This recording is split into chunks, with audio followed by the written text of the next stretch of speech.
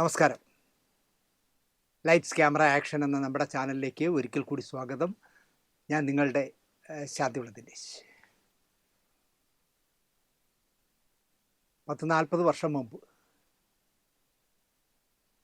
മദ്രാസിൽ ആദ്യമായിട്ട് എത്തിയപ്പോൾ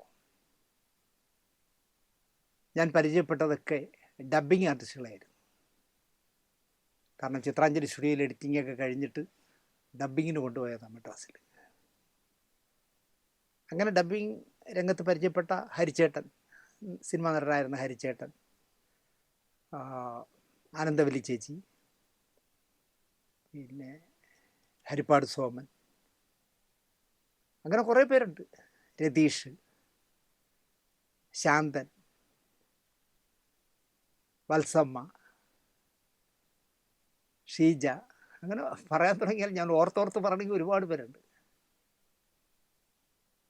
അതിലെ ഒരാളാണ് ഹരിപ്പാട് സോമൻ. തലമുതിർന്ന ഒരു നാടക നടനും പിന്നെ സിനിമയിലും കുറേ പടങ്ങളിൽ കൊച്ചു വേഷങ്ങൾ ചെയ്തിരുന്നു. ഡബ്ബിങ് ആർട്ടിസ്റ്റുമായിരുന്നു ഹരിപ്പാട് സോമൻ. അദ്ദേഹം വിട പറഞ്ഞു 80ാമത്തെ വയസ്സിൽ മദ്രാസിൽ വെച്ച് തന്നെ. പക്ഷാഘാതത്തെ തുടർന്ന് ഒരു വർഷം എന്തോ തളർന്നുപോയി. കുറേ കാലമായി ചെന്നൈയിൽ ചികിത്സയിലായിരുന്നു. നമ്മുടെ മധുസാർ നായകനായ മനുഷ്യപുത്രനിൽ ഒരു ചെറിയ വേഷം ചെയ്തുകൊണ്ടായിരുന്നു തുടക്കം അഭിനേതാവായിട്ട്. ഞാനൊരു വലിയ സ്വഭാവ നടനായി മാറും എന്ന് വിചാരിച്ചിരിക്കുക അദ്ദേഹം. പിന്നെ ഭാഗ്യം തേടി അദ്ദേഹം ഹരിപ്പാട്ട് നിന്ന് കോടമ്പക്കത്തേക്ക് വണ്ടി കയറി. 1975 കോടമ്പക്കത്ത് എത്തുന്നത്. അപ്പോൾ 50 വർഷമായി.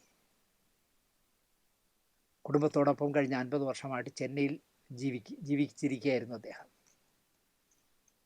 കുറേ സിനിമകളിൽ ചെറിയ വേഷങ്ങളിൽ അഭിനയിച്ചു. പിന്നെ അതിൽ ക്ലച്ച് പിടിക്കില്ല എന്ന് കണ്ടപ്പോൾ അദ്ദേഹം ഡബ്ബിങ്ങിലേക്ക് തിരിഞ്ഞു. മലയാള സിനിമ കേരളത്തിലേക്ക് പറിച്ചു കേട്ടപ്പോൾ കുടുംബത്തെ ചെന്നൈയിലാക്കിയിട്ട് ഭാഗ്യം തേടി കുറച്ചു കാലം തലസ്ഥാനത്ത് അദ്ദേഹം വന്നൊരു കൊച്ചു രാജധാനിയുടെ അതൊരു ഹോട്ടലിൽ ചെറിയ വാടകയ്ക്ക് കിട്ടുന്ന ഒരു മുറിയിൽ താമസിച്ചു. അതുകൊണ്ട് തന്നെ കുറേ സീരിയലുകളിലും ഡബ് ചെയ്യാൻ പറ്റി. അപ്പോൾ എൻ്റെ ദിവ്യ മീഡിയ വിഷനിൽ അദ്ദേഹം ഡബ് ചെയ്യാൻ വരുമായിരുന്നു. ഒരു നാൾ എന്നെ സ്റ്റുഡിയോയിൽ വന്ന് കണ്ടു. പറയാൻ സ്ട്രൈറ്റായിട്ടാണ് കാര്യങ്ങളെല്ലാം പറഞ്ഞത്. എനിക്ക് അത്യാവശ്യമായിട്ട് ചെന്നൈ വരെ പോകണം. മകൻ്റെ ഒരു ജോലിക്കാര്യത്തിൻ്റെയോ പഠിത്തത്തെ കാര്യത്തിൻ്റെയോ എന്തോ പ്രശ്നത്തിനാണ്. എൻ്റെ കയ്യിൽ 5 പൈസയില്ല. താങ്കളില്ല എന്ന് പറയരുത്. എനിക്ക് 5000 രൂപ തരണം. ഞാൻ തിരിച്ച് മടങ്ങി വരുമെങ്കിൽ ആ കാശ് മടക്കി തരും. ഞാൻ അതിശയപ്പെട്ടു പറയുകയാണ്, ഞാൻ തിരിച്ചു വന്നില്ലെങ്കിൽ തരില്ല. തിരിച്ച് വന്നാൽ 5000 രൂപ തരും. പക്ഷേ ഇല്ല എന്നുള്ളൊരു വാക്ക് ഇങ്ങോട്ട് പറയരുത്. എനിക്ക് 5000 രൂപ തരണം. ഒരവകാശം പോലെ, ഒരു അനുജനോടുള്ള സ്നേഹം കൊണ്ടായിരിക്കാം. ഞാൻ കൊടുത്ത കാശുമായി അദ്ദേഹം മദ്രാസിന് പോയി. മടങ്ങി വരവ് ഇനി ഉണ്ടാവില്ല എന്ന് അദ്ദേഹത്തിന് തന്നെ തോന്നിക്കാണും. കാരണം ഇവിടെയും വിചാരിച്ച പോലെ പുതിയ ജനറേഷൻ വരുമ്പോൾ പഴയ ആളുകൾ ഒറ്റപ്പെട്ടു പോകില്ല. അദ്ദേഹം പിന്നെ മടങ്ങി വന്നേയില്ല. സിനിമാക്കാരനാകാൻ ഭാഗ്യം തേടി പോയ നിരവധി ഹതഭാഗ്യരുടെ അവസ്ഥ ഇതൊക്കെ തന്നെയാണ്. നമുക്ക് ഡബ്ബിങ്ങിലെ പളവളപ്പിലും കളർഫുള്ളായ സാരി കൊടുത്ത് നടക്കുന്ന 1 ലക്ഷം രൂപ ഡബ്ബിങ്ങിന് വാങ്ങിക്കുന്ന എന്നൊക്കെ പറയുന്ന ആളുകൾ ചുരുക്കം പേരാണ്. അന്നന്നത്തെ ജീവിതത്തിന് വേണ്ടി 5000-1000 ആൾക്കൂട്ടത്തിൽ കൈയടിക്കാനോ ചിരിക്കാനോ പോവാനോ ഒക്കെ പോകുന്ന ആളുകളാണ് കൂടുതലും. മദ്രാസിലെ വാടക, വീട്ടിലെ വാടകയും ജീവിതവും എല്ലാം കൂടെ ആകുമ്പോൾ ദുസ്സഹമാവും. അത് സോമൻ ചേട്ടനെ ഉൾപ്പെടുത്തിക്കൊണ്ട് KP ഉമറിൻ്റെ പ്രശസ്തമായ ഒരു കഥ പറയാം, എൻ്റെ അനുഭവത്തിലുള്ള. ഞാൻ മദ്രാസിൽ കാവടിയാട്ടത്തിൻ്റെ റീറെക്കോർഡിങ്ങിനായി പോയതാണ്. കാവടിയാട്ടത്തിൻ്റെ റീറെക്കോർഡിംഗ് എല്ലാം കഴിഞ്ഞിട്ട് തിരിച്ചു വരാനായിട്ട് മദ്രാസ് സെൻട്രലിൽ ചെന്ന് വൈകുന്നേരം നമ്മുടെ ട്രെയിൻ പിടിക്കുന്നതും കാത്തങ്ങനെ നിൽക്കുമ്പോൾ ഒരു ആരവം കേൾക്കുന്നു. ഉറച്ചാരൊക്കെയോ പൊട്ടിച്ചിരിക്കുന്ന ശബ്ദം അവിടെ എക്കോ പോലെ കേൾക്കും മദ്രാസിലെ റെയിൽവേ സ്റ്റേഷനിൽ. കാരണം എനിക്കൊന്ന് മേൽക്കൂര ഉള്ളതുകൊണ്ടായിരിക്കാം. ഭയങ്കര എക്കോയിൽ ശബ്ദം കേൾക്കുമ്പോൾ ഉച്ചത്തിൽ ആരോ പൊട്ടിച്ചിരിക്കുന്നു. നോക്കുമ്പോൾ നമ്മുടെ പ്രിയപ്പെട്ട ഉമ്മുക്ക KP ഉമ്മർ നീല സഫാരി സൂട്ടൊക്കെ ഇട്ട് 5-6 പേര് സിൽബന്തികളുമായിട്ട് വരികയാണ്, പൊട്ടിച്ചിരിച്ചുകൊണ്ട് വരികയാണ്. ഒരു പ്രശ്നവുമില്ല, ഇത് എവിടെയാണെന്ന് പോലും നോക്കാതെ പൊട്ടിച്ചിരിച്ച് വലിയ കാര്യത്തിൽ വർത്തമാനം പറഞ്ഞു വരിക. അദ്ദേഹം വന്ന് ഞാൻ നിൽക്കുന്ന പ്ലാറ്റ്ഫോമിൻ്റെ തൊട്ടപ്പുറത്തെ പ്ലാറ്റ്ഫോമിൽ പോയി നിന്നു. എനിക്ക് ഉമ്മക്ക് കണ്ട ഭയങ്കര സന്തോഷം തോന്നി. കാരണം ഞാൻ ഒരേ ഒരു പടേ ഉമ്മക്കയുടെ വർക്ക് ചെയ്തിട്ടുള്ളൂ, ആചാര്യൻ, നമ്മുടെ അശോകൻ തായിൽ അശോകൻ്റെ. അത് പ്രശ്നങ്ങളുടെ മേൽ പ്രശ്നങ്ങളായി 10-18 മാസമായിട്ട് മുടങ്ങി കിടക്കുകയാണ്. ഓരോരോ ഘട്ടങ്ങൾ തീരുമ്പോൾ വേറൊരു പ്രശ്നം വരും. അങ്ങനെ മുടങ്ങി കിടക്കുകയാണ്. പക്ഷേ ഉമ്മുക്ക അഭിനയിച്ചു അതിൽ. ഒരു പള്ളിയിൽ അച്ഛൻ്റെ വേഷമായിരുന്നു. ഞാൻ അതിനെപ്പറ്റി അതൊരു എപ്പിസോഡ് ചെയ്തിട്ടുണ്ട്. നമ്മുടെ ഇതിലാണോ മറ്റുള്ള ചാനലിലാണോ എന്ന് എനിക്കറിയില്ല. ഡബ് ചെയ്തിട്ടില്ല, കാരണം വീണ്ടും മുടങ്ങി പടം. ഞാനൊന്നും പഠിക്കാതെ എൻ്റെ പ്ലാറ്റ്ഫോമിൽ നിന്ന് നേരെ ഉമ്മുക്ക നിൽക്കുന്നിടത്തേക്ക് ചെന്നു. നേരെ അദ്ദേഹത്തിൻ്റെ മുഖത്തിങ്ങനെ നോക്കിക്കൊണ്ടിരുത്ത് നിൽക്കുന്നുണ്ട്. ഒരു പുള്ളിയും വളരെ ഷാർപ്പായിട്ട് എന്നെ നോക്കി, നീ ആരാ എന്നുള്ള രീതിയിൽ. ഞാൻ നമസ്കാരം പറഞ്ഞു, എന്നാക്കി. ഞാൻ ചോദിച്ചു, ഉമ്മുക്കയ്ക്ക് എന്നെ ഓർമ്മയുണ്ടോ? എവിടെയോ കണ്ടു പറന്ന മുഖം, ആരാ?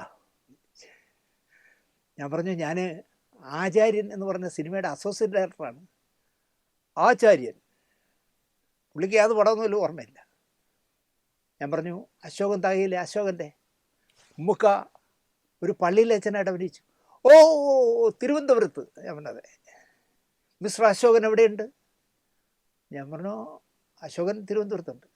എന്തു ചെയ്യുന്നു? ഞാൻ പറഞ്ഞു, ആ പടം തീർന്നില്ല. അതെ, തീർന്നില്ല. എന്തു ചെയ്യുന്നു? ആ പടത്തിൻ്റെ ഒന്ന് തീർക്കാനുള്ള ഓട്ടത്തിലൊക്കെയാണ്. എന്താ ഇവിടെ, എന്താ പേര്? ഞാൻ പറഞ്ഞു, ദിനേശ്. മിസ്റ്റർ ദിനേശ്, താങ്കൾ എന്താ ഇവിടെ? ഞാൻ പറഞ്ഞു, ഞാൻ ആചാര്യന് ശേഷം കാവടിയാട്ടം എന്ന് പറഞ്ഞൊരു പടം ചെയ്തു, ജയറാമൊക്കെയുള്ള പടം. അതിൻ്റെ റീ റെക്കോർഡിങ്ങിന് വന്നതാണ്. ഗുഡ്. മിസ്റ്റർ ദിനേശ്, തിരുവനന്തപുരത്ത് ചെന്നാലുടൻ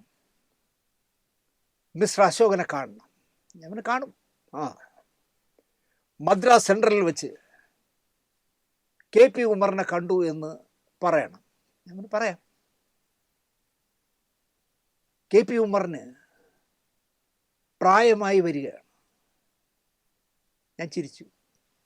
ചിരിക്കാൻ പറഞ്ഞതല്ല, വയസ്സായി വരികയാണ്. എനിക്കെന്തെങ്കിലും സംഭവിച്ചാൽ ആ പള്ളിയിലച്ഛൻ്റെ വേഷത്തിൽ ഡബ് ചെയ്യുന്നത് ഹരിപ്പാട് സോമനായിരിക്കും. ഞാൻ മദ്രാസ് സെൻട്രലിൽ നിൽക്കുന്നത് പോലും ഓർക്കാതെ പൊട്ടി ചിരിച്ചുപോയി. വളഞ്ഞു നിന്ന് ചിരിച്ചുപോയി. എന്ന് ഉമ്മുക്ക. എനിക്ക് മറുപടി പറയാൻ പറ്റുന്നില്ല. ചിരിച്ച് ഇങ്ങനെ പറയുമെന്ന് ഞാൻ ഒരിക്കലും വിചാരിച്ചതല്ല. ഹരിപ്പാട് സോമൻ നല്ല ശബ്ദമുള്ള, പൗരുഷമുള്ള ശബ്ദമുള്ള, ഒരുപാട് വലിയ വേഷങ്ങൾ ഡബ് ചെയ്തിട്ടുള്ള ആളാണ്. ഈ ഉമ്മുക്കയുടെ സ്ഥിരമുള്ള കോമഡികളിലൊന്നാണിത്. എനിക്കെന്തെങ്കിലും സംഭവിച്ചാൽ ഹരിപ്പാട് സോമനാവും ആ പള്ളിയിലച്ഛന് ശബ്ദം കൊടുക്കുന്നത്. മിസ്റ്റർ ദിനേശ്, അത് എൻ്റെ ആത്മാവിന് പൊറുക്കാൻ പറ്റില്ല. ഞാൻ വീണ്ടും ചിരിക്കാനല്ല ഞാൻ പറഞ്ഞത്. മിസ്റ്റർ അശോകനെ കാണുമ്പോൾ പറയണം. ഞാൻ പറയാം സാർ. അപ്പോൾ ഉമ്മുക്കയ്ക്ക് വളരെ ട്രെയിൻ വന്നു. എൻ്റെ ട്രെയിൻ വന്നു, പൊക്കോട്ടെ. ഞാൻ ഉമ്മുക്കയെ യാത്ര അയച്ചു. ഹരിപ്പാട് സോമൻ ചേട്ടനെ പറ്റി പറയുമ്പോൾ എനിക്ക് പെട്ടെന്ന് ഇതാണ് ഓർമ്മ വന്നത്. പാവം. ഹരിപ്പാട്ടിൽ നിന്ന് സ്വപ്നം കണ്ടു പോകുമ്പോൾ ചിലപ്പോൾ അദ്ദേഹം കരുതി കാണും ഹരിപ്പാട്ടുകാരനായ ശിവകുമാരൻ നമ്പിയെ പോലെ കേരളത്തിൽ അറിയപ്പെടുന്ന ഒരു സിനിമാക്കാരനായി മാറും എന്ന് അദ്ദേഹം വിചാരിച്ചു കാണും. ഹരിപ്പാട്ടുകാരനാണല്ലോ MG ശിവകുമാറും MG രാധാകൃഷ്ണനും. അതുപോലെയൊക്കെ ഞാനും സിനിമയിൽ ഹരിപ്പാട് സോമൻ, ഇവരാരും സ്ഥലപ്പേരിട്ടിട്ടില്ല, ഞാൻ ഇടുകയാണ് എന്ന് പറഞ്ഞ് സ്വപ്നം കണ്ടിരിക്കാം. എന്തായാലും അദ്ദേഹം പോയി. പക്ഷാഘാതമൊക്കെ വന്ന് കിടന്നാൽ വീട്ടുകാർക്കും ബുദ്ധിമുട്ടായിരിക്കും. 2 ആൺമക്കളാണ് അദ്ദേഹത്തിന്. ഒരുപാട് കഷ്ടപ്പെടാതെ 80 വയസ്സ് വരെ ജീവിച്ചില്ലേ. സോമേട്ടൻ പോട്ടെ. അദ്ദേഹത്തിൻ്റെ ആത്മാവിന് നിത്യശാന്തി നേരാം.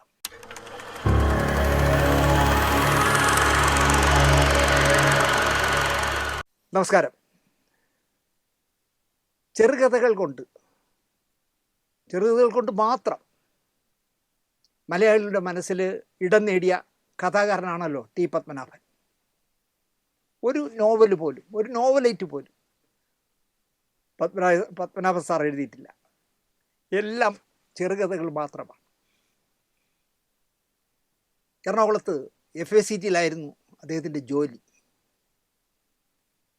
കണ്ണൂരിലെ പള്ളിക്കുന്നുകാരനായ ടി പത്മനാഭൻ LLB കാരനാണെങ്കിലും വക്കീലൊന്നും ആയില്ല.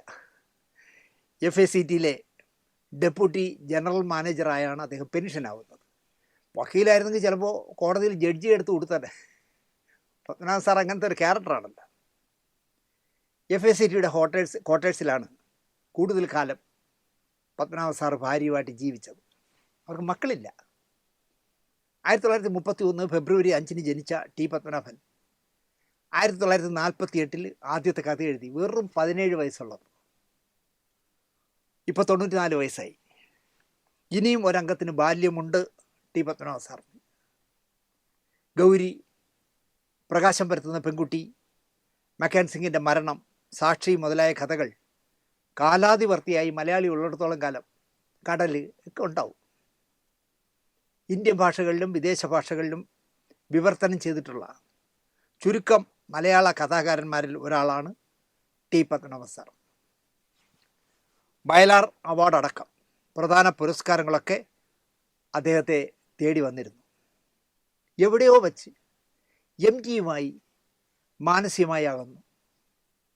അതിനെന്ത് പറ്റിയെന്ന് കേട്ടാൽ, ഏതെങ്കിലും ഒരു പത്രത്തിൻ്റെ ഓണപ്പതിപ്പിൽ ഒരു കഥ ചോദിച്ചാൽ ഓണപ്പതിപ്പ് ഓപ്പൺ ചെയ്യുന്ന ആദ്യ പേജിൽ എൻ്റെ കഥ കൊടുക്കണം എന്ന് അദ്ദേഹം എല്ലാവരോടും വാശി പിടിക്കുന്നത്, എഗ്രിമെൻ്റ് എഴുതി വാങ്ങിക്കുമായിരുന്നു. എൻ്റെ കഥ ആദ്യമായിട്ട് കൊടുക്കുമെങ്കിൽ മാത്രമേ മാതൃഭൂമിക്കായാലും മനോരമയ്ക്കായാലും ആർക്കായാലും അദ്ദേഹം കഥ കൊടുക്കുകയുള്ളായിരുന്നു. അങ്ങനെ ഒരു നിബന്ധന പത്മനാഭൻ സാർ വെച്ചു. ടി പത്മനാഭൻ്റെ കഥ ആദ്യം കൊടുത്തിട്ട് MTയുടെ കഥ പിന്നാലെ കൊടുക്കുന്നതിൽ ഒരു വൈക്ലഭ്യം പത്രക്കാർക്ക് തോന്നി. സ്വാഭാവികമാണല്ലോ. ഒടുവിൽ അവർ വേറൊരു വഴി കണ്ടുപിടിച്ചു. ഓണപ്പതിപ്പ് 2 ഭാഗമാക്കുക. ഒന്നിൽ ആദ്യത്തെ കഥയായി ടി പത്മനാഭൻ്റെയും അടുത്തതിൽ MT അടക്കമുള്ള ആരുടെയെങ്കിലും കഥ കൊടുത്ത് പ്രശ്നം പരിഹരിച്ചു. FACTയിൽ ഉദ്യോഗസ്ഥനായിരിക്കെ കമ്പനി കൊടുത്ത ക്വാർട്ടേഴ്സിന് മുന്നിൽ നിറയെ പേരയ്ക്ക കായ്ക്കുന്ന മരങ്ങളായിരുന്നു മുറ്റത്തുണ്ടായിരുന്നത്. സഹപ്രവർത്തകരുടെ വികൃതികളായ കുട്ടികൾ ടി പത്മനാഭൻ്റെ ക്വാർട്ടേഴ്സിൽ അതിക്രമിച്ച് കയറി പേരയ്ക്ക പൊട്ടിച്ചുകൊണ്ട് ഓടുമായിരുന്നു. കൊച്ചു കുട്ടികളല്ലേ, നമ്മളൊക്കെ മാങ്ങ എറിഞ്ഞും പുളി എറിഞ്ഞൊക്കെ നടന്നിട്ടില്ലേ സ്കൂളിൽ പോകും. കർക്കശക്കാരനായ ടി പത്മനാഭന് അത് വലിയ രോഷമുണ്ടാക്കി. ഒരു നാൾ അദ്ദേഹം പേരയ്ക്ക മോഷ്ടിക്കാൻ വന്ന 3-4 കുട്ടികളെ പിടികൂടി ക്വാർട്ടേഴ്സിലുള്ള കാർ ഷെഡിൽ അടച്ചിട്ടു. മണിക്കൂറുകൾ കഴിഞ്ഞിട്ടും കുട്ടികളെ കാണാതായപ്പോൾ ശരിക്കും വീട്ടുകാർ പേടിക്കുമല്ലോ. അവർ പല വഴി ഓടി കുട്ടികളെ തേടി. ഇതൊന്നും ഞാനറിയാത്ത പ്രശ്നമാണ് എന്ന മട്ടിൽ മിഥുനത്തിൽ ഇന്നസെൻ്റ് നിൽക്കുന്നത് പോലെ ടി പത്മനാഭൻ ക്വാർട്ടേഴ്സിൻ്റെ മുന്നിൽ നിന്നു. ആളുകളെല്ലാം അങ്ങോട്ടും ഇങ്ങോട്ടും ഓടുന്നുണ്ട്. ഇവർ ഓടുന്ന കാര്യം പുള്ളിക്ക് അറിയാം, പക്ഷേ പുള്ളി അറിഞ്ഞിടത്തുള്ളൂ. മണിക്കൂറുകൾക്ക് ശേഷം അദ്ദേഹം കുട്ടികളെ തുറന്നു വിട്ടു. കുറച്ചു നേരം കൂടി കടന്നു പോയിരുന്നെങ്കിൽ ആ കുട്ടികളുടെ ജീവൻ ചിലപ്പോൾ അപകടത്തിൽ ആയേനെ.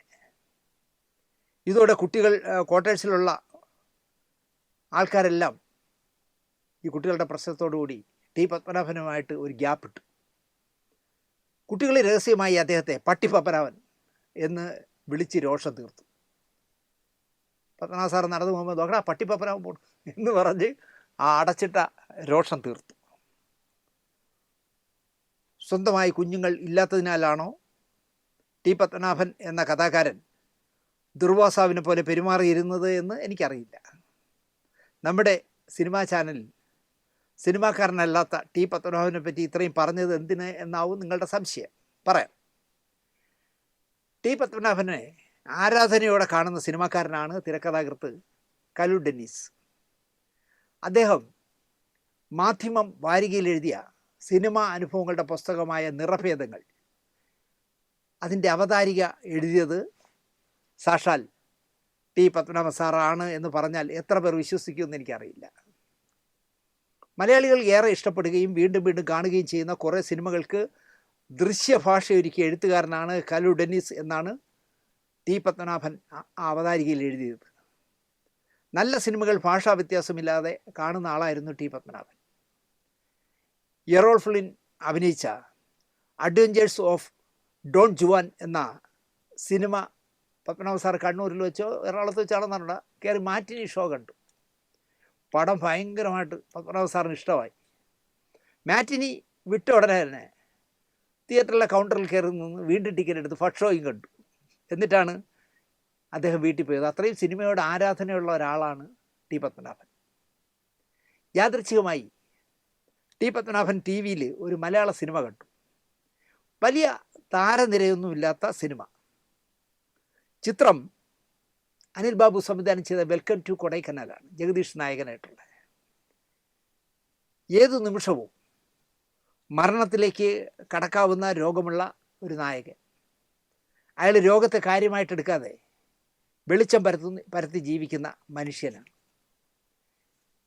വെൽക്കം ടു കൊടൈക്കനാൽ പലതവണ ടി പത്മനാഭൻ തിയേറ്ററിലും വീട്ടിലും ഒക്കെ ആയിട്ട് കണ്ടു.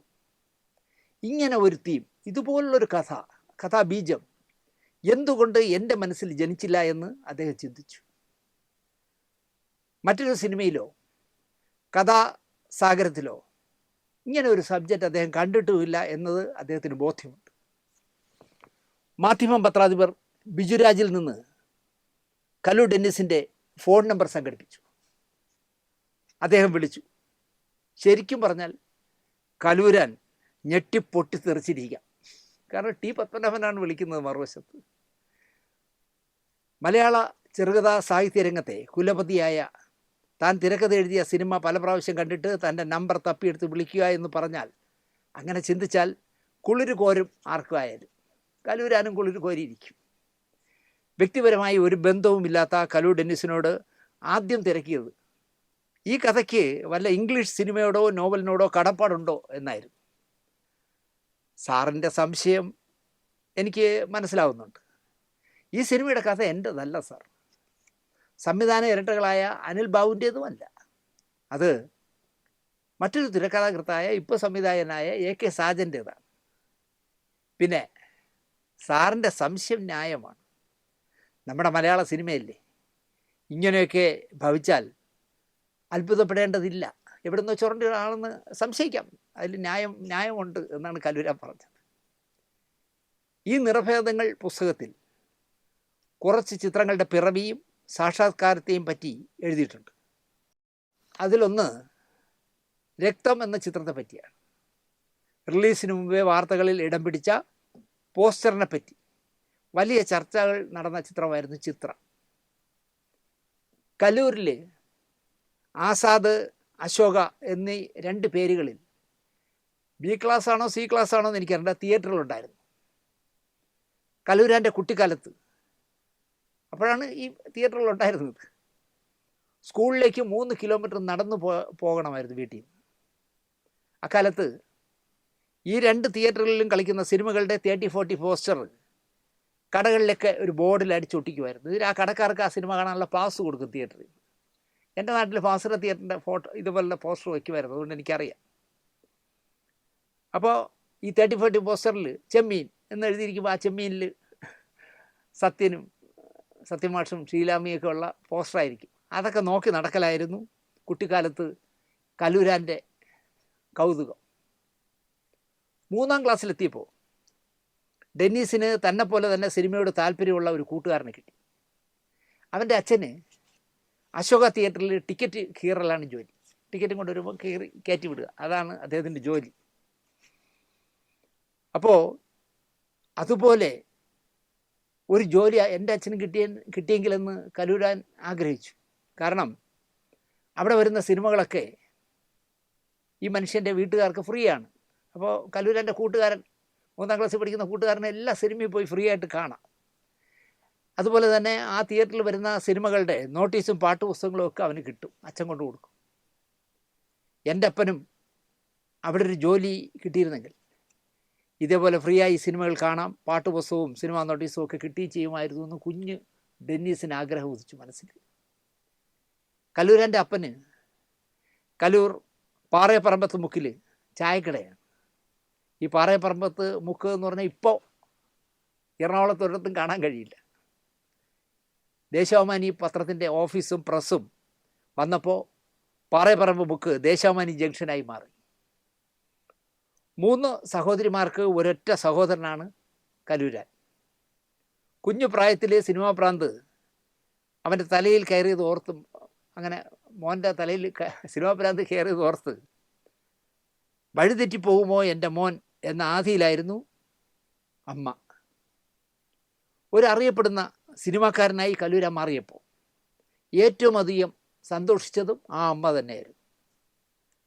ദീപിക ദിനപത്രത്തിൽ ഞായറാഴ്ച വാരാന്ത്യ പതിപ്പിൽ വരുന്ന ജനകീയ നോവലിസ്റ്റായ മുട്ടത്ത് വർക്കിയുടെ നോവലുകൾ വന്നപ്പോൾ മുടങ്ങാതെ വായിച്ച് മുട്ടത്ത് വർക്കിയുടെ ആരാധകനായ എഴുത്തിൽ ആവേശമുണ്ടാക്കിയ ആളായിരുന്നു കലു ഡെന്നീസ്. മലയാളത്തിൽ ഓപ്പോൾ ആരോരും അറിയാതെ അടക്കം ഒരുപാട് നല്ല സിനിമകൾ ചെയ്ത ഒരു ബാനറുണ്ട്, ഏഞ്ചൽ ഫിലിംസ്. ആ ഏഞ്ചൽ ഫിലിംസ് തുടങ്ങുന്നതിന് മുമ്പ് അതിൻ്റെ നിർമ്മാതാവായ MD ജോർജിന് ഒരു സിനിമ വാരികയുണ്ടായിരുന്നു, എറണാകുളത്ത് നിന്ന് ഇറങ്ങുന്നത്, ചിത്രകൗമുദി. യാദൃച്ഛികമായി MD ജോർജിനെ കലൂരാൻ എവിടെയോ വെച്ച് പരിചയപ്പെട്ടു. ചെറുതായി കഥകൾ എഴുതുന്ന ആളാണ്, സിനിമാ ലേഖനങ്ങൾ പ്രത്യേകിച്ച് തമിഴ് സിനിമകളെ പറ്റി എഴുതുന്ന ആളാണ് എന്നറിഞ്ഞപ്പോൾ, എന്നാൽ ഡെന്നീസ് ഒരു കാര്യം ചെയ്യും, ചിത്രകൗമുദിയിലും എഴുതു എന്നായി MD ജോർജ്. കലൂരാൻ ചിത്രകൗമുദിയിൽ എഴുതാൻ തുടങ്ങി. കഥകൾ, നോവലുകൾ, തമിഴ് സിനിമാ താരങ്ങളെക്കുറിച്ചുള്ള ലേഖനങ്ങളൊക്കെ എഴുതി ചിത്രകൗമുദിയിൽ. മുട്ടത്ത് വർക്കിയുടെ ഒരു നോവൽ ആരംഭിച്ചപ്പോൾ ചിത്രകൗമുദിയുടെ സർക്കുലേഷൻ കുത്തനെ കൂടിക്കൂടി വന്നു. ഇപ്പോൾ നമ്മളെ ജോയ്സിയൊക്കെ എഴുതും പോലെ ജനകീയനായിരുന്നല്ലോ മുട്ടത്ത് വർക്കി. ഇവിടുത്തെ വലിയ നോവലിസ്റ്റുകൾ പോലും മനസ്സിൽ ആരാധിക്കുന്ന എഴുത്തുകാരനാണ് മുട്ടത്ത് വർക്കി, പുറത്തു പറയില്ല എന്നേ ഉള്ളൂ. ഇങ്ങനെ നോവൽ വലിയ ഹിറ്റായി സർക്കുലേഷൻ കൂടി വന്നപ്പോൾ ചിത്രകൗമുദി കാശ് വാരാൻ തുടങ്ങി. അപ്പോൾ MD ജോർജിനെ പഴയകാല കഥകളൊക്കെ മറന്നതുപോലെ കലൂരാന് തോന്നി. വന്ന വഴികൾ MD ജോർജ് മറന്നു തുടങ്ങിയോ, അദ്ദേഹം ഒരു പുത്തൻ പണക്കാരൻ്റെ ചേലുകളെല്ലാം കാണിക്കാൻ തുടങ്ങിയോ എന്ന് കലൂരാനൊരു സംശയം. കലൂരാനും MD ജോർജും സംസാരിച്ച് ഒരു ദിവസം പിണങ്ങി. ചിത്രകൗമുദിയിലെ എഴുത്ത് കലൂരാൻ നിർത്തി. MD ജോർജിൻ്റെ മുന്നിൽ ജയിച്ച് കാണിക്കണം എന്ന ചെറുതല്ലാത്തൊരു വാശി കലൂരാനുണ്ടായി. അതാർക്കായാലും ഉണ്ടാവുമല്ലോ. നനച്ചിരിക്കാതെ സൗഭാഗ്യങ്ങൾ വന്നു കയറുമ്പോൾ ചിലർ ഇന്നലെകൾ മറക്കും, പരിചിതരെ മറക്കും. അത് സ്വാഭാവികമാണ് മനുഷ്യൻ്റെ കാര്യത്തിൽ. ഇവിടെയും അത് തന്നെ സംഭവിച്ചു. അപ്പോൾ കലൂരാനും ഒരു വാശി തോന്നി. ചിത്രകൗമുദിയെ വെല്ലുന്ന ഒരു പ്രസിദ്ധീകരണം തുടങ്ങി വിജയിപ്പിച്ച് കാണിക്കണം എന്ന് അദ്ദേഹം തീരുമാനിച്ചു. അക്കാലത്ത് എറണാകുളത്തു നിന്ന് തന്നെ AM രാമചന്ദ്രൻ എന്ന ഒരാൾ ഒരു പ്രസിദ്ധീകരണം ആരംഭിച്ചു. ചിത്ര പൗർണമി എന്നായിരുന്നു ആ സിനിമ വാരികയുടെ പേര്. 3-4 മാസമായി ചിത്ര പൗർണമി മുടങ്ങിപ്പോയി, പൈസ ഇല്ലാതെ. AM രാമചന്ദ്രനെ പോയി കണ്ടു കലൂരാൻ. പ്രേം നസീർ വിളക്കുകൊളുത്തി തുടങ്ങിയ പ്രസിദ്ധീകരണമാണ്. ചെന്ന് കാര്യങ്ങളൊക്കെ സംസാരിച്ചപ്പോൾ അദ്ദേഹത്തിന് അത് മുന്നോട്ട് കൊണ്ടുപോകാൻ താല്പര്യമില്ല. ചിത്ര പൗർണമിയുടെ റൈറ്റ് രാമചന്ദ്രൻ കലൂരാൻ എഴുതി കൊടുത്തു. ചെറിയ തുകയാണ്, അക്കാലത്ത് ചെറിയൊരു തുകയെ ചോദിച്ചുള്ളൂ. അത് ഇല്ലായ്മ കൊണ്ട് ചോദിച്ചാണ്, അല്ലെങ്കിൽ അതും ചോദിക്കില്ലായിരുന്നു AM രാമേന്ദ്രൻ.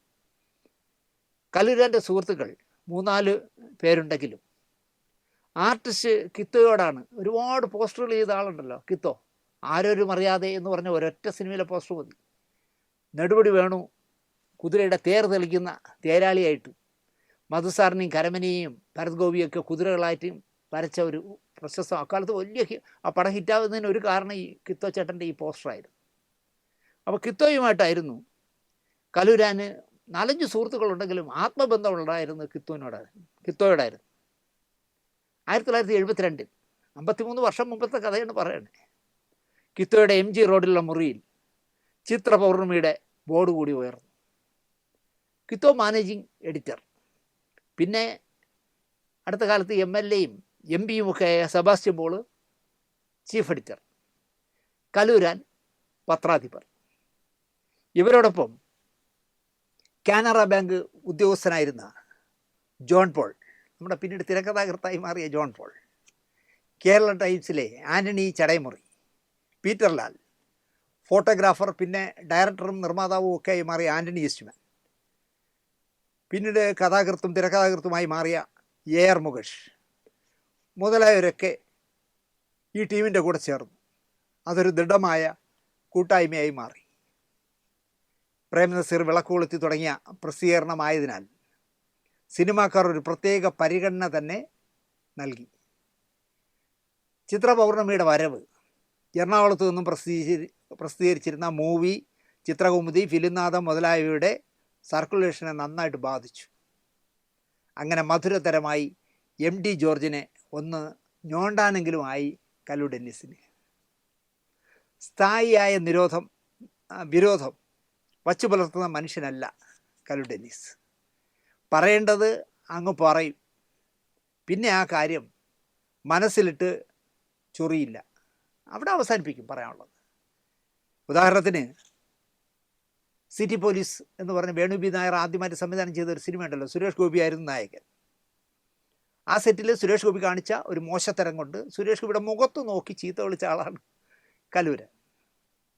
അതിന് സുരേഷ് ഗോപി ചെയ്ത പ്രതികാരം, ഈ പടം ദയനീയമായി പൊട്ടുമെന്ന് എനിക്ക് ഈ ക്യാമറയുടെ മുമ്പിൽ പറയാൻ പറ്റാത്തൊരു വാക്ക് ഉപയോഗിച്ച് നിർമ്മാതാവ് കേട്ടോണ്ട് നിൽക്കുക പറഞ്ഞു.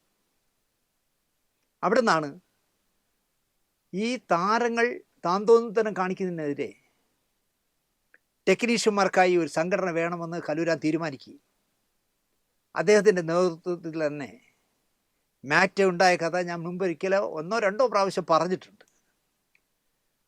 എന്നിട്ട് സുരേഷ് ഗോപിയോട് മാറ്റ ഉണ്ടാക്കിയെന്ന് വിചാരിച്ചിട്ട് സുരേഷ് ഗോപിയോട് എന്തെങ്കിലും പക കല്ലൂരാനുണ്ടായോ? ഒരിക്കലും ഇല്ല.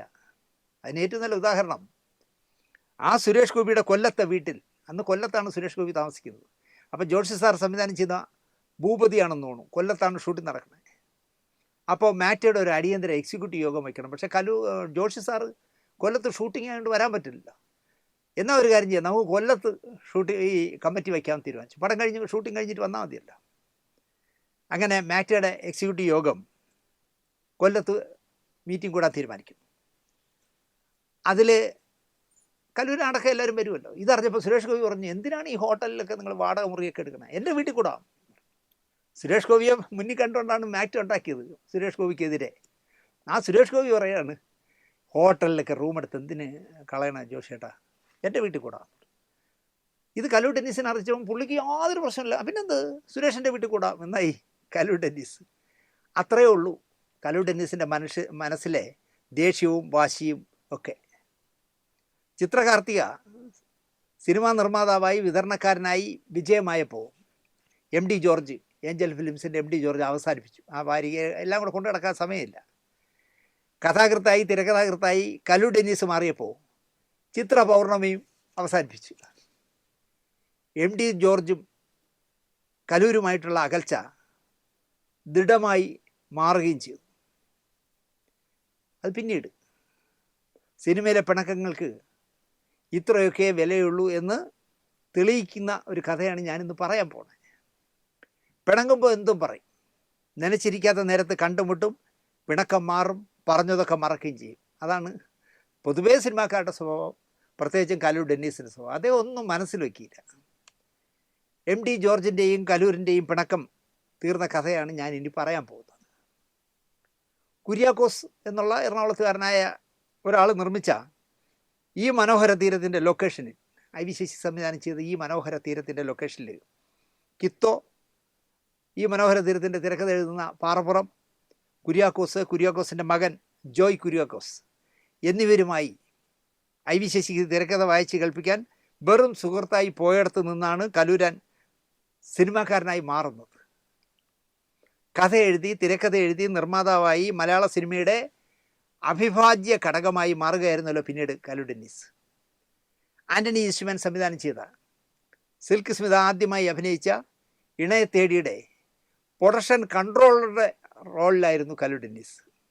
രാവിലെ ചെന്ന് ചായയ്ക്കും ഇഡ്ഡലിയൊക്കെ വാങ്ങാനായിട്ട് ഉച്ചയ്ക്ക് ഊണ് വാങ്ങിക്കാനുമുള്ള, ഇവിടെ എത്ര പേരുണ്ടോ, 30 പേർക്കുള്ള ഊണ്, അതിനുള്ള പൈസ ഇത്രയും കൊടുക്കും. എന്നിട്ട് ഇങ്ങ് എറണാകുളത്ത് ഓഫീസിലേക്ക് പോരും. എന്നിട്ട് വൈകുന്നേരം ചെന്ന് ബാക്കിയുള്ള കാര്യങ്ങൾ, ഡീസലിൻ്റെ പൈസ, നാളെ രാവിലെ അടിക്കാനുള്ള ഡീസലിൻ്റെ പൈസ, ഇന്നത്തെ ലൈറ്റിൻ്റെ ബാറ്റ, ലൈറ്റിൻ്റെ ബാറ്റ എന്ന് പറഞ്ഞാൽ 3-4 പേരേ ഉള്ളൂ, കണ്ണാടിയൊക്കെ വെച്ചൊക്കെയാണ് വെളിച്ചം ഉണ്ടാക്കിയാണ് ആ പടം ഷൂട്ട് ചെയ്തത്.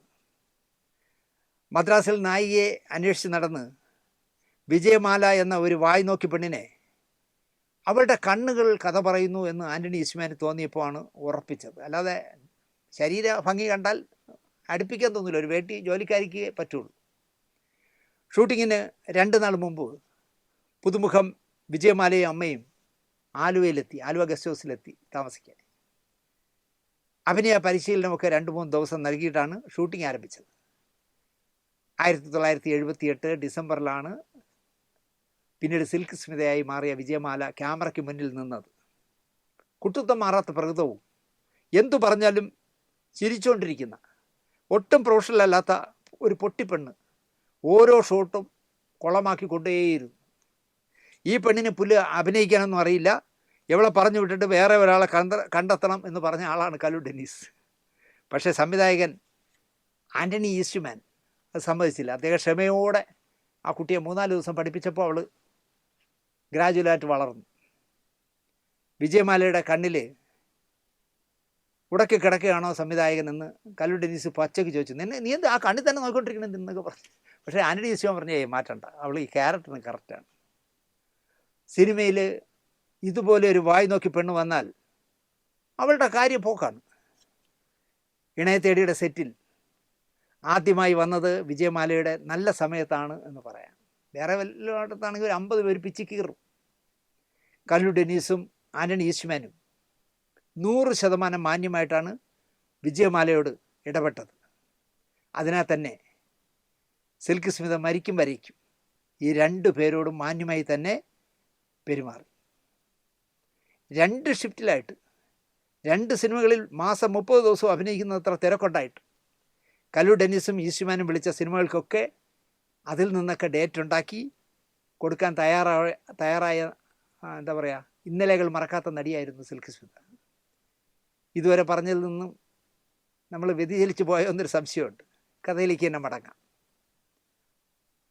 ജോയി കുര്യാക്കോസിൻ്റെ മകൻ ജോയി ചിത്ര പൗർണമി ഓഫീസിലെത്തിയ കാര്യമാണല്ലോ പറഞ്ഞു നിർത്തിയത്. ഈ മനോഹര തീരം മോശമല്ലാത്ത വിജയം നേടിപ്പോയ സിനിമയായിരുന്നു. പിന്നെ എന്തിനായിരിക്കും ഒരു മുന്നറിയിപ്പും ഇല്ലാതെ ജോയി കുര്യാക്കോസിൻ്റെ വരവെന്ന് കലൂരാൻ ചിന്തിച്ചു. ഇതെന്താ ജോയി തനിച്ച്, അപ്പച്ചൻ വന്നില്ലേ എന്ന് ചോദിച്ചു. ഇല്ല, അച്ചായൻ അറിയാതെയാണ് ഞാൻ വന്നത്. എന്താ, വല്ല പ്രശ്നമുണ്ടോ? പ്രശ്നമുണ്ട്. എന്ത് പ്രശ്നം? എനിക്ക് അപ്പച്ചനില്ലാതെ അച്ചായനില്ലാതെ ഒരു പടം എടുക്കണം. ജോയിയുടെ ആഗ്രഹം കേട്ട് കലൂരാന് കൗതുകമായി. ഒറ്റയ്ക്കൊരു പടം ചെയ്യാൻ ഇവൻ്റെ കയ്യിൽ എവിടുന്നാ പണം എന്ന് അദ്ദേഹം ചിന്തിച്ചു. ആ സംശയം കലൂരാൻ ചോദിക്കുന്നതിന് മുമ്പ് ജോയി തന്നെ പറഞ്ഞു. തൊടുപുഴയിലുള്ള എൻ്റെ ഒരു സുഹൃത്ത് അബ്കാരിയാണ്, ചാക്കോ. അവൻ പ്രൊഡ്യൂസറാവും, ഞാൻ വർക്കിംഗ് പാർട്ട്ണറായാൽ മതി. നല്ല സാമ്പത്തികമുള്ള പാർട്ട്ണർ ആയതിനാൽ ചാക്കോ പറയുന്നത് നമുക്ക് ഒരു വലിയ സിനിമ ചെയ്യണം എന്നാണ്. അതിന് പറ്റിയ വല്ല കഥയും അച്ചായൻ്റെ കയ്യിലുണ്ടോ എന്ന് ചോദിക്കാനാണ് ഞാൻ ഈ ഉച്ചനേരത്ത് വന്നതെന്നായി ജോയ്. ഉണ്ട്, വലിയ സിനിമ ചെയ്യാൻ പറ്റിയതും ചെറിയ സിനിമ ചെയ്യാൻ പറ്റിയ കഥകൾ എൻ്റെ കയ്യിലുണ്ട്. വലിയൊരു കഥയുണ്ട്, പറയട്ടെ. ജഡ്ജിയായ അച്ഛൻ, മകൻ വക്കീൽ. അച്ഛൻ്റെ കോടതിയിൽ പ്രമാദമായൊരു കേസ് വരും, കൊലക്കേസാണ്. പ്രതിയായി വരുന്നത് ജഡ്ജിയുടെ പഴയ കാമുകിയുടെ മകനാണ്. ജഡ്ജിക്ക് മാത്രം ഇക്കാര്യം അറിയില്ല. ഒരു നാൾ കാമുകി കോടതിയിൽ വരുമ്പോഴാണ് കൊലപാതക കേസിലെ പ്രതി തൻ്റെ മകനാണെന്ന് ജഡ്ജ് അറിയുന്നത്. തുടർന്നുണ്ടാകുന്ന നാടകീയ മുഹൂർത്തങ്ങളാണ് കഥയുടെ പരിസമാപ്തി. ജോയി കുര്യാക്കോസിന് കഥ നല്ല ഇഷ്ടമായി. ഒരു മൾട്ടി സ്റ്റാർ ചിത്രത്തിന് വേണ്ട കഥാപാത്രങ്ങളൊക്കെ ഈ സിനിമയിലുണ്ട്. ജഡ്ജിയാകുന്നത് മധുസാറാകണം, ഭാര്യയായി ഷീല, മകൻ വക്കീലായി MG സോമൻ, പഴയ കാമുകിയായി ശാരദ, പ്രതിയായ മകനായി സുകുമാരൻ. ഇതാണ് കലു ഡെന്നീസിൻ്റെ മനസ്സിലുള്ള സ്റ്റാർ കാസ്റ്റ്. ഇതിൽ ആരെ സംവിധായകനാക്കുമെന്നായി ജോയി കുര്യാക്കോസ്. ഇത്രയും താരങ്ങളെ മേയ്ക്കാൻ പറ്റിയ ഒരാൾ വേണ്ടേ സംവിധായകനാകാൻ എന്ന് ചോദിച്ചു. ജോയി തന്നെ അക്കാലത്ത് പല സംവിധായകരുടെയും പേരുകൾ പറഞ്ഞു. ഓരോരോ കാരണം പറഞ്ഞ് കലൂരാൻ അതൊക്കെ തള്ളി. പിന്നെ ആര് എന്നായി ജോയി. കലൂരാൻ്റെ സുഹൃത്തും എന്നും നല്ല സിനിമകളുടെ പക്ഷത്ത് നിൽക്കുന്നതുമായ ജെ.സി. സാറാണ് കലൂരാൻ്റെ മനസ്സിലുള്ളത്. അത് അദ്ദേഹം തുറന്നു പറഞ്ഞു. ശാപമോഷം, അവൾ വിശ്വസ്തയായിരുന്നു, സിന്ദൂരം, രക്തമില്ലാത്ത മനുഷ്യൻ, തുറമുഖം മുതലായ സിനിമകളിലൂടെ പ്രശസ്തനായി നിൽക്കുന്ന ആളാണ് അക്കാലത്ത് ജെ.സി. സാർ. ജോയി കുര്യാക്കോസ് ഒരിക്കലും ചിന്തിക്കാതെ പോയ എറണാകുളത്തുകാരൻ തന്നെയാണ് സംവിധായകൻ കലൂരാൻ പറയുന്നത്. ജോയി പറഞ്ഞു, എനിക്ക് സമ്മതം, ജെ.സി. സാർ മതി എന്നായി. അപ്പം തന്നെ ജോയിയെയും കൂട്ടി കലൂരാൻ ജെ.സി. സാറിൻ്റെ വീട്ടിലെത്തി. അന്ന് ശ്രീലകമില്ല, അദ്ദേഹം വാടകയ്ക്ക് താമസിക്കുന്ന ഒരു കൊച്ചു വീടാണ്. അങ്ങോട്ട് വരികയാണ് എന്നുള്ള സൂചന പോലും നൽകാതെ ഒരു അപരിചിതനെയും കൊണ്ട് കലൂരാൻ കയറി ചെല്ലുമ്പോൾ സാധാരണ ജെ.സി. സാറിൻ്റെ വീട്ടിൽ ചെല്ലുമ്പോൾ കാണുന്ന കാഴ്ച തന്നെയാണ്. തൻ്റെ അനുജൻ ആൻ്റണിയുമായി ക്യാരംസ് കളിക്കുകയാണ് ജെ.സി. സാർ. ഇത് ജയൻ്റെ കാര്യത്തിലും അങ്ങനെയായിരുന്നു. ജയൻ കൃഷ്ണൻ നായർ മാത്രമായിരുന്ന കാലത്ത് വേറെ തിരക്കൊന്നുമില്ല എങ്കിൽ നേരെ ജെ.സി. സാറിൻ്റെ വീട്ടിൽ ചെല്ലും, രണ്ടുപേരും കൂടെ മണിക്കൂറുകളോളം ക്യാരംസ് കളിക്കുമായിരുന്നു. ഇരുവരെയും കണ്ടപ്പോൾ ക്യാരംസ് കളി ജെ.സി. സാർ നിർത്തി. മൂവരും കൂടി വെറുതെ കുശലങ്ങൾ പറഞ്ഞു. ഒടുവിൽ കലൂരാൻ വന്ന കാര്യം പറഞ്ഞു. പെട്ടെന്ന് സസ്പെൻസ് പൊളിച്ച് ആഗമന ഉദ്ദേശം കലൂരാൻ പറഞ്ഞപ്പോൾ സാറിനും അതിശയമായി. കാരണം നമുക്കൊരു വലിയ സിനിമ ചെയ്യണമെന്നാണ് അദ്ദേഹം സസ്പെൻസ് പൊട്ടിച്ച് പറഞ്ഞത്. മധുവും സോമനും സുകുമാരനും ഷീലയും ശാരദയും അംബികയും ഒക്കെയുള്ള ഒരു വലിയ ചിത്രം, മലയാള സിനിമയിലെ ഒന്നാം നിരക്കാരെ ഒക്കെയുള്ള ഒരു വലിയ സിനിമ. വിഷയം കേട്ട ജെ.സി. സാറിൻ്റെ മുഖത്ത് അവിശ്വസനീയത മാത്രമേ ഉണ്ടായിരുന്നുള്ളൂ. അതുവരെയും ചെറിയ സബ്ജക്റ്റുകളിൽ ചെറിയ കുടുംബകഥകൾ പറയുന്ന സിനിമകൾ എടുത്തു പോകുന്ന സംവിധായകനാണ് ജെ.സി. സാർ. ഇത്തരം താരബാഹുല്യമുള്ള ഒരു സിനിമ ജെ.സി. സാറിൻ്റെ മനസ്സിലുണ്ടായിരുന്നതേയില്ല. ഇങ്ങനെ ഒരു മൾട്ടിസ്റ്റാർ ചിത്രം ചെയ്യുന്നതിൽ എനിക്ക് സന്തോഷമേ ഉള്ളൂ ഡെന്നീസേ എന്ന് പറഞ്ഞു. പക്ഷേ അതിനു പറ്റിയൊരു കഥ വേണ്ടേ? പറഞ്ഞു തിരുമുമ്പ് ജോയി കുര്യാക്കോസ് പറഞ്ഞു, അത് ഇടയിൽ കയറി പറഞ്ഞു എന്നാണ് പറയണ്ടേ, അത്തരമൊരു കഥ ഡെന്നീസിൻ്റെ കയ്യിലുണ്ട്, ജെ.സി. സാറെന്ന് കേട്ടു നോക്ക് എന്നായി ജോയി. കലൂരാൻ കഥ പറഞ്ഞു. കഥ ഇഷ്ടമായി. കാമുകിയായി ശാരദയ്ക്ക് പകരം ശ്രീവിദ്യ അല്ലേ നല്ലത് എന്ന് ജെ.സി. സാർ ചോദിച്ചു. തിരിച്ചും ചിന്തിക്കാം, ഭാര്യയായി ശ്രീവിദ്യയും കാമുകിയായി ഷീലയും നന്നായിരിക്കും എന്ന് ജെ.സി. സാർ പറഞ്ഞു. ശാരദയുടെ വലിയ ആരാധകനാണ് കലൂരാൻ. ആ കഥാപാത്രത്തിന് കൂടുതൽ ദൃശ്യഭംഗി ഉണ്ടാകുന്നത് ശാരദയ്ക്കായിരിക്കും എന്ന് കലൂരാൻ അടിച്ചു പറഞ്ഞു. ശാരദാമ്മയെ പറ്റി സംസാരിക്കണം നമ്മൾ കലൂരാനോട്. എത്ര ബഹുമാനത്തോടെ എന്ന് പറയാം അദ്ദേഹം പറയുന്നത് അവരെ പറ്റി. അദ്ദേഹം എന്താ പറയുക, കാലൊക്കെ മുറിച്ച് വീട്ടിൽ വിശ്രമമായപ്പോൾ ഒരാൾക്കും അദ്ദേഹം സഹായിച്ചവർ പോലും, അദ്ദേഹത്തിൻ്റെ അടുത്ത സുഹൃത്തുക്കൾ പോലും ആ മനുഷ്യനെ തിരിഞ്ഞു നോക്കിയില്ല. ഇപ്പോഴും 2 ആഴ്ച കൂടുമ്പോഴെങ്കിലും ശാരദ ഫോണിൽ വിളിച്ച് എങ്ങനെയുണ്ട് ആരോഗ്യസ്ഥിതി, ഞാൻ ഇനി എറണാകുളത്ത് വരുമ്പോൾ, ഒരിക്കൽ വന്നു വീട്ടിൽ, ഞാൻ ഇനി എറണാകുളത്ത് വരുമ്പോൾ വീണ്ടും താങ്കളുടെ വീട്ടിൽ വരാമെന്നൊക്കെ പറയുമ്പോൾ കലൂരാന് വലിയ സന്തോഷമാണ്. കാരണം അദ്ദേഹം പ്രതീക്ഷിച്ചവരാരും ചെന്നില്ല.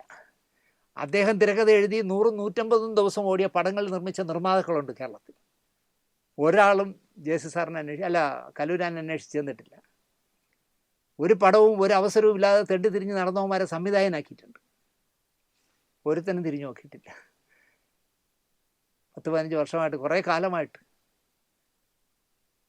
വീട്ടിൽ തന്നെ ഒതുങ്ങിപ്പോയ കലൂരാൻ അവിടെ ഇരുന്ന് ഇതൊക്കെ റീതിങ്ക് ചെയ്യാറുണ്ട്. സിനിമ ഇത്ര അധപ്പതിച്ച് പോയല്ലോ എന്ന്. അദ്ദേഹം ഉണ്ടാക്കിയ മാക്റ്റ ഇപ്പം ഭരിച്ചുകൊണ്ട് നടക്കുന്നവന്മാർ പോലും ഒരു ഫംഗ്ഷന് അദ്ദേഹത്തെ ആദരിക്കുകയോ അദ്ദേഹത്തിന് ആ ഫംഗ്ഷനിലേക്ക് സ്നേഹപൂർവ്വം ക്ഷണിക്കുകയോ ചെയ്യില്ല. പക്ഷേ ഇപ്പോൾ പുതിയതായിട്ട് വന്ന ടീം സത്യപ്രതിജ്ഞ ചെയ്തോടെ തന്നെ കലൂരാനെ വീട്ടിൽ പോയി കണ്ടു എന്ന് പറയും. അപ്പോൾ കലൂരാൻ പറഞ്ഞു, ആശാനെ, ജേസു സാറിനെ ആശാനെ എന്നാണ് വിളിക്കുന്നത്, ആശാനെ, ഈ കാമുകിയുടെ വേഷേ 2 ഏജിൽ വരുന്നതാണ്, 2 പ്രായത്തിൽ വരുന്നതാണ്. ഗ്രാമീണ ഭംഗിയും ശാലീനതയുമുള്ള ഒരു നാടൻ പെൺകുട്ടിയുടെ കഥാപാത്രത്തിന് ഷീലയേക്കാൾ നന്നാവുന്നത് ശാരദയായിരിക്കും. കലൂരാൻ വിശദീകരിച്ച് പറഞ്ഞു. ഒന്ന് ആലോചിച്ച് ജേസു സാർ പറഞ്ഞു, ഡെന്നിസ് പറഞ്ഞത് ശരിയാണ്. ഒരു നാടൻ പെൺകുട്ടിയുടെ ഫീച്ചേഴ്സ് ഷീലയേക്കാൾ കൂടുതലുള്ളത് ശാരദയ്ക്കാണ്. അകലങ്ങളിൽ അഭയം എന്നാണ് ചിത്രത്തിന് പേരിട്ടത്. എറണാകുളം ബോൾഗാട്ടിയിലായിരുന്നു പ്രധാന ലൊക്കേഷനായി ചിത്രീകരിച്ചത്. അക്കാലത്തെ പ്രശസ്ത നിർമ്മാണ വിതരണ കമ്പനിയായ വിജയ മൂവീസ് ചിത്രം വിതരണത്തിനെടുത്തു. വിജയ മൂവീസിൻ്റെ പാർട്ണറായ ബാബു സേവ്യർ ഒരു ദിവസം തന്നെ പല പ്രാവശ്യം ലൊക്കേഷനിലേക്ക് വരും. അപ്പോൾ ബാബു സേവ്യർ നല്ല സുമുഖനാണ്. അയാൾ വില കൂടിയ കാറിൽ വന്നിറങ്ങി നമ്മുടെ അതിലെ ചിത്രത്തിലെ ഒരു നായികയായ ഷീലയോട് വർത്തമാനങ്ങളൊക്കെ പറഞ്ഞിരിക്കും. അവിടെ നിന്നാണ് സൗഹൃദത്തിൻ്റെ തുടക്കം ആരംഭിക്കുന്നത്. പിന്നീട് അവർ വിവാഹിതരായി ഊട്ടിയിലോ ഇവിടെ പോയി കുറേ കാലം സിനിമയൊക്കെ വിട്ട് ഷീലാമ്മ ഊട്ടിയിൽ താമസമായല്ല. ഒരു ഘട്ടം കഴിഞ്ഞപ്പോൾ എന്തോ അഭിപ്രായ വ്യത്യാസത്തിൽ രണ്ടുപേരും പിരിയുകയും ചെയ്തു. അകലങ്ങളിൽ അഭയം ഡബിൾ പോസിറ്റീവ് ആയപ്പോൾ വിജയ മൂവീസുകാർ പടം കാണാനായി മദ്രാസിലെത്തി. പടം കണ്ടു, പടം ഇഷ്ടമായി. പക്ഷേ ഷീലയ്ക്ക് പ്രാധാന്യം കുറഞ്ഞുപോയി എന്ന പരാതി ബാബു സേവ്യർ പറഞ്ഞു. ഇവിടെ മറ്റൊരു കാര്യം പറയാം. അകലങ്ങളിൽ അഭയം തിരക്കഥ എഴുതിയത് ജോൺ പോളാണ്. കലൂർ ഡെന്നീസിൻ്റെ കഥ മാത്രമേ ഉള്ളൂ. തിരക്കഥ എഴുതി വന്നപ്പോൾ ശാരദയുടെ സീനുകൾ കുറഞ്ഞുപോയി. ശാരദയും ഷീലയും അക്കാലത്ത് കത്തി നിൽക്കുന്ന സമയമാണ്. 2 പേർക്കും തുല്യ വേഷമാണെന്ന് പറഞ്ഞാണ് ശാരദയെ സമ്മതിപ്പിച്ചത് ഈ ചിത്രത്തിൽ അഭിനയിക്കാൻ. പൂർത്തിയാക്കിയ തിരക്കഥ കലൂരാനും ജോൺ പോളും കൂടി പൊളിച്ചു. സീനുകൾ ശാരദയ്ക്കായി വീണ്ടും ഉണ്ടാക്കി. ഇപ്പോഴിതാ ബാബു സേവ്യർ പറയുന്നു, ഷീലയുടെ സീനുകൾ കുറഞ്ഞുപോയി, അവർക്ക് ഒരു പാട്ടും 4-5 സീനുകളും കൂടി പുതിയതായി എഴുതി ചിത്രീകരിക്കണം എന്നായി വിജയ മൂവീസ്. പടം ഡബിൾ പോസിറ്റീവായേ. ഈ സിനിമയിൽ ഇനി കൂട്ടിച്ചേർക്കലുകൾ ഒന്നും നടക്കില്ല എന്നായി കലൂർ ഡെന്നീസ്. റിലീസിംഗ് ഡേറ്റും നിശ്ചയിച്ച് പോസ്റ്ററുകൾ കേരളമാകെ ഒട്ടിക്കുകയും ചെയ്ത ശേഷം അഡീഷണൽ ഷൂട്ടിംഗ് നടക്കില്ല എന്ന് കടുപ്പിച്ച് പറഞ്ഞു കലൂരാൻ. നിർമ്മാതാക്കൾ പുതിയ ആളുകളല്ലേ. ഞങ്ങൾ പറഞ്ഞതുപോലെ സീനുകളും ഒരു പാട്ടും ചേർത്തില്ല എങ്കിൽ പടം വിജയ മൂവീസിന് വേണ്ട, വാങ്ങിയ അഡ്വാൻസിങ് മടക്കി തന്നാൽ മതി എന്നായി ബാബു സേവ്യർ. വാങ്ങിയ കാശെല്ലാം സിനിമയ്ക്ക് വേണ്ടി മുടക്കി കഴിഞ്ഞ ജോയിയും കാശ് മുടക്കുന്ന മെയിൻ പാർട്ണറായ ചാക്കോയും ഒന്ന് വരണ്ടു, ഞങ്ങളെ പൈസ ഇങ്ങനെ തന്നാൽ മതി, പടം നിങ്ങളെടുത്തോ, ഈ ചവ ഞങ്ങൾക്ക് വേണ്ട എന്നായി. ഇവിടെ കലൂരാൻ്റെ ചിന്തയിൽ ചിത്രകൗമുദി പത്രാധിപർ ഏഞ്ചൽ ഫിലിംസ് ഉടമ MD ജോർജിൻ്റെ മുഖം തെളിഞ്ഞു വന്നു. ആ സമയം ഏഞ്ചൽ ഫിലിംസ് വലിയ നിർമ്മാണ വിതരണ ബാനറായി മാറിക്കഴിഞ്ഞിരുന്നു. ഞാൻ പറഞ്ഞില്ലേ, ഓപ്പോൾ, ആരോരും അറിയാതെ പോലുള്ള വലിയ ഹിറ്റ് പടങ്ങളല്ലേ പിന്നെ അവർ ചെയ്തത്. പിണക്കമൊക്കെ മറന്ന് കലൂരാൻ MD ജോർജിനെ പോയി കണ്ടു. കാര്യങ്ങളെല്ലാം ഉള്ളതുപോലെ തുറന്നു പറഞ്ഞു. പടം നന്നായിട്ട് വന്നിട്ടുണ്ട് അച്ഛാ, ജോർജ് ഏട്ടൻ ധൈര്യമായിട്ട് വിതരണത്തിനെടുത്തോളൂ, ഇത് വമ്പൻ ഹിറ്റായിരിക്കുമെന്ന് കലൂരാൻ ഉറപ്പ് കൊടുത്തു. കലൂരാനുമായുള്ള പിണക്കം തീരാനോ വൻ താരനിര ചിത്രത്തിനുണ്ട് എന്നതിനാലോ പടം കാണട്ടെ എന്നിട്ട് തീരുമാനിക്കാമെന്നായി MD ജോർജ്. പിറ്റേന്ന് MD ജോർജ് മദ്രാസിലെത്തി. അകലങ്ങളിൽ അഭയം MD ജോർജിനെ ഡബിൾ പോസിറ്റീവ് കാണിച്ചു. ജോർജ് സിനിമ കാണാൻ വന്നത് കുറേ സിനിമാ തമ്പുരാക്കന്മാരായ മദ്രാസ് വാസികളെയും കൊണ്ടായിരുന്നു. അവർക്കും പടം നന്നായി ഇഷ്ടപ്പെട്ടു. ഈ പടം ഞാൻ എടുക്കുന്നു എന്ന് പറഞ്ഞ് അദ്ദേഹം കേരളത്തിലേക്ക് വിട്ടു. പിറ്റേന്ന് MD ജോർജ് കൊടുത്ത കാശുമായി കലൂർ ഡെന്നീസും ആ 2 പ്രൊഡ്യൂസേഴ്സും കൂടി, ചാക്കോയും ജോയിയും കൂടി വിജയ മൂവീസിൻ്റെ ഓഫീസിലെത്തി. അപ്പോൾ ഇവർ ഒന്നും സംഭവിച്ചിട്ടില്ല, ഞങ്ങളെ കാപ്പാത്തുങ്കോ എന്നുള്ള രീതിയിലാണ് ചെല്ലുന്നത്. അല്ലാതെ പടം വേറൊരാൾ എടുത്തു എന്നുള്ളത് പുറത്ത് കാണിച്ചേ ഇല്ല. വന്നിരിക്കുന്നവരുടെ നിസ്സംഗഭാവം കണ്ടപ്പോൾ തോറ്റിട്ട് നമ്മൾ പറഞ്ഞതെല്ലാം ചിത്രീകരിക്കാം, പടം വിടരുത്, പറഞ്ഞ ഡേറ്റിന് തന്നെ റിലീസ് ചെയ്യണമെന്ന് പറയാനാണ് വന്നതെന്ന് വിജയ മൂവീസുകാർ വിചാരിച്ചു. അവർ പഴയ പല്ലവി തന്നെ വീണ്ടും പറഞ്ഞു. ഒരു പാട്ട്, ഷീലാമ്മയെ കൊണ്ടൊരു പാട്ടും, ഷീലാമ്മയ്ക്ക് വേണ്ടി ഒരു പാട്ടും, ഒരു 4-5 സീനും, ഷീലാമ്മയ്ക്ക് പ്രോമിനൻസ് വരുന്ന 4-5 സീനും കൂടി റീഷൂട്ട് ചെയ്ത് കയറ്റിയാൽ അകലങ്ങളിൽ അഭയം ഞങ്ങൾ റിലീസ് ചെയ്യാം. സമ്മതമാണെങ്കിൽ ഞങ്ങൾ പറഞ്ഞ ഡേറ്റിൽ വിതരണം ചെയ്യാം, അല്ല എങ്കിൽ വാങ്ങിയ കാശ് തന്ന് നമുക്ക് പിരിയാം എന്ന് തന്നെ അവർ വീണ്ടും പറഞ്ഞു. അതുവരെ പമ്മിയിരുന്ന ജോയി കുര്യാക്കോസ് നാടകീയമായി പതുക്കെ ബാഗ് തുറന്ന് അവരിൽ നിന്ന് വാങ്ങിയ മുഴുവൻ തുകയും മേശപ്പുറത്ത് അടുക്കി വച്ചു. അന്ന് 100 രൂപയുള്ള നോട്ട് വരലേ ഉള്ളൂ. ഒരിക്കലും വിജയ മൂവീസുകാർ കരുതാത്ത പ്രവൃത്തിയായിപ്പോയി ജോയി കുര്യാക്കോസ് കാണിച്ചത്. ഇതാ, നിങ്ങളിൽ നിന്ന് ഞങ്ങൾ വാങ്ങിയ പണം മുഴുവൻ തുകയുണ്ട്, ഞങ്ങൾ വെച്ച എഗ്രിമെൻ്റ് ഇങ്ങ് മടക്കിത്താ, വേറെ ഒന്നും ചർച്ച ചെയ്യണ്ട, ഇങ്ങ് മടക്കിത്താ. ജോയി കുര്യാക്കോസിൻ്റെ ദൃഢതയുള്ള വാക്കുകൾ കേട്ട് വിജയ മൂവീസുകാർ ഒന്ന് ഞെട്ടിയിരിക്കാം. കാരണം വിജയ മൂവീസ് എന്ന് പറഞ്ഞൊരു വലിയ ബാനറല്ലേ, അവരൊരു ഡേറ്റ് ഫിക്സ് ചെയ്ത് തിയേറ്ററുകളെല്ലാം ബ്ലോക്ക് ചെയ്ത് എല്ലാം കഴിഞ്ഞിട്ട് പോസ്റ്ററൊക്കെ ഒട്ടിച്ചിട്ട് മാറുക എന്ന് പറഞ്ഞാൽ ആ കമ്പനിക്ക് ക്ഷീണമല്ലേ. ഇങ്ങനൊരു നീക്കം ഇവരിൽ നിന്ന് വിജയ മൂവീസ് ചിന്തിച്ചതേ അല്ല. അല്പനേരത്തെ നിശബ്ദതയ്ക്ക് ശേഷം മനസ്സില്ലാ മനസ്സോടെ പണം വാങ്ങിയിട്ട് എഗ്രിമെൻ്റ് തിരിച്ചു കൊടുത്തു. 1980 മെയ് 16 റിലീസാകും ഈ സിനിമ എന്ന് തിയേറ്ററുകാർക്ക് അറിയിപ്പ് കൊടുത്തിട്ട് അതേ ഡേറ്റിൽ മറ്റൊരു കമ്പനി പടം റിലീസ് ചെയ്യുന്നത് വിജയ മൂവീസ് പോലുള്ള എസ്റ്റാബ്ലിഷായ ഒരു സ്ഥാപനത്തിന് കുറവാണ്. പക്ഷെ പറ്റിപ്പോയി, എന്ത് ചെയ്യാൻ പറ്റും, ഒരിക്കലും അവർ പ്രതീക്ഷിച്ചതല്ല. 45 വർഷം മുമ്പ് നടന്ന കഥയാണ് ഞാൻ പറയുന്നത്. വിജയ മൂവീസ് പ്രിൻ്റ് ചെയ്ത് വച്ചിരുന്ന, ഗോഡൗണിലിട്ട് അടുക്കി വച്ചിരുന്ന പോസ്റ്ററുകൾ അടക്കം ഏഞ്ചൽ ഫിലിംസിലേക്ക് മാറ്റി. അങ്ങനെ നിശ്ചയിച്ചിരുന്ന ഡേറ്റിൽ 1980 മെയ് 16 അകലങ്ങളിൽ അഭയം തിയേറ്ററിലെത്തി. വലിയ വിജയമായി ഈ ചിത്രം. MD ജോർജിനെ തോൽപ്പിക്കാൻ ചിത്രകൗമുദിക്ക് ബദലായി ചിത്രപൗർണമി തുടങ്ങി വിജയിപ്പിച്ച കലു ഡെന്നീസ്. അപമാനത്തിൽ നിന്ന് രക്ഷിക്കാൻ വിജയ മൂവീസ് വിതരണം ഏറ്റെടുത്ത അകലങ്ങളിൽ അഭയം വിതരണം ചെയ്ത് MD ജോർജ് തിരിച്ച് വിജയിപ്പിച്ചു. ഇത്രയേ ഉള്ളൂ സിനിമയിൽ ബന്ധങ്ങളും പിണക്കങ്ങളും ഇണക്കങ്ങളുടെയൊക്കെ ആയുസ്. അത്രയേ ഉള്ളൂ. നിങ്ങൾക്ക് ഇഷ്ടപ്പെട്ടിരിക്കുമെന്ന് വിശ്വസിച്ചുകൊണ്ട്. അകലങ്ങളിൽ അഭയം ഇപ്പോഴും കാണാൻ പറ്റിയൊരു സിനിമയാണ്. ഭൂരിപക്ഷ സീനുകളും കോടതിയിലാണ്. നല്ല രസമായിട്ട് ചെയ്ത സിനിമയാണ്.